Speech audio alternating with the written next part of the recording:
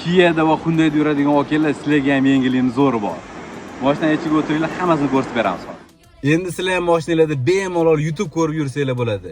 Hech qanaqa 500 ming, 1 millionga CarPlay sotib olishinglar shart emas.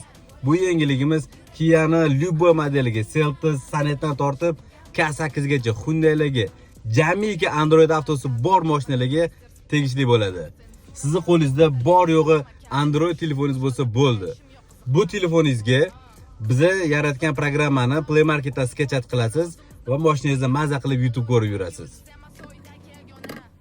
Mana Sportage mashinasiga mana YouTube ustanovka qilganmiz. Telefonlar bilan orqali, USB kabel orqali Android Autoga kirib, maza qilib ko'rib yurasiz. Hech qanaqangi oylik, yillik to'lovlarsiz birgina 100 ming so'm to'lab bu programmani sotib olib, telefoningizga ustanovka qilasiz, bo'ldi.